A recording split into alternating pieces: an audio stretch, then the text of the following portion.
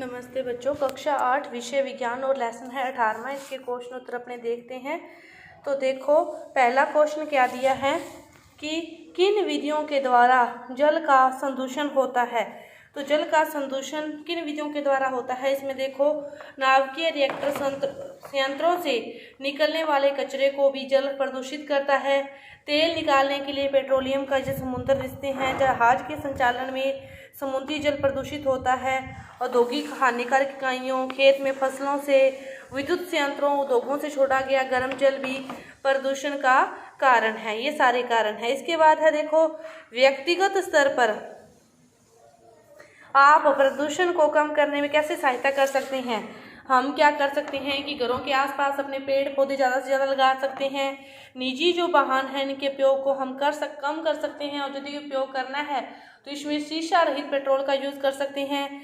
सार्वजनिक परिवहन के साधनों का उपयोग कर सकते हैं। कूड़ा करकट व टायरों आदि को जलाने पर भी रोक लगनी चाहिए। स्वच्छ व पारदर्शी जल सदैव पीने योग्य होता है, यह कथन सही नहीं है।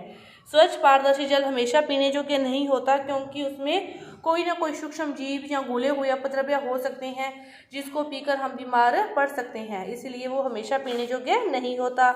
इसके बाद देखो, चौथा क्वेश्चन, आप अपने शहर की नगरपालिका के सदस्य हैं और ऐसे उपायों की सूची बनाइए जिससे नगर के सभी निवासियों को स्वच्छ जल की आपूर्ति सुनिश्चित हो। तो अगर मैं नगर की नगरपालिका का सदस्य होता तो मैं स्वच्छ जल की आपूर्ति के लिए जल बोर्ड के साथ कोई ना कोई बैठक करते, जो भी गैर सरकारी प्रयोगशाला में जांच के लिए उनकी जांच करवाते, और यदि आवश्यक होता तो किसी पत्र लेकर कोई ना कोई कार्रवाई करवाई जाती। पेयजल की जो पाइपें हैं यदि खराब है तो उनको बदला जाता, ताकि स्वच्छ जल है वो हर घर तक पहुंच सके। इसके बाद देखो, पांचवा क्वेश्चन, शुद्ध वायु व प्रदूषित वायु में अंतर स्पष्ट करो। शुद्ध वायु तो क्या होती है, स्वच्छ होती है, पारदर्शी होती है, इसकी कोई गंध नहीं होती और उसमें सूक्ष्म जीव अनुपस्थित होते हैं। इसमें धुआं व धूल के कण भी उपस्थित नहीं होते।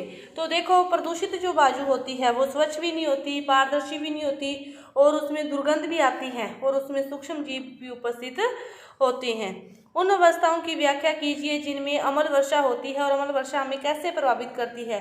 अम्ल वर्षा क्या होती है कि विभिन्न उद्योगों से सल्फर डाइऑक्साइड निकलती है, नाइट्रोजन डाइऑक्साइड जैसी जो हानिकारक गैसें हैं वो क्या होती है, जल वाष्प से अभिक्रिया करके नाइट्रिक अम्ल बना लेती है, और फिर ये बारिश के साथ पृथ्वी पर पहुंचती है। तो वर्षा में घुले इन अम्लों के कारण यह अम्ल वर्षा होती है।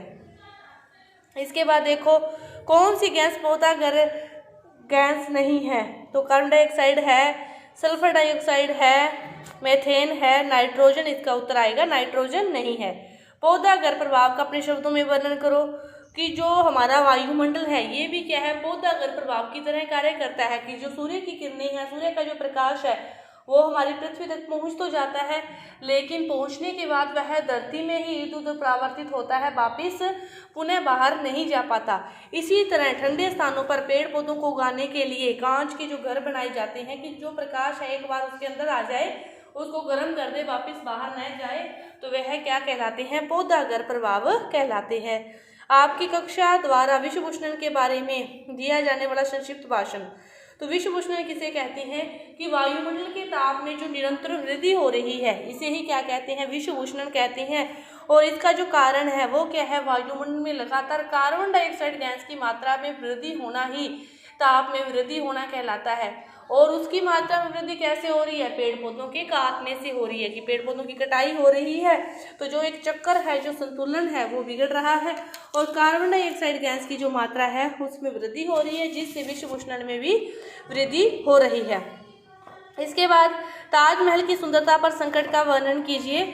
ताजमहल की सुंदरता संसार में अद्वितीय है, इसीलिए विश्व के 7 अजूबों में शामिल किया गया है। लेकिन जो प्रदूषण है वो बढ़ रहा है, और इसके साथ ही उसकी धरोहर पर भी संकट आ रहा है।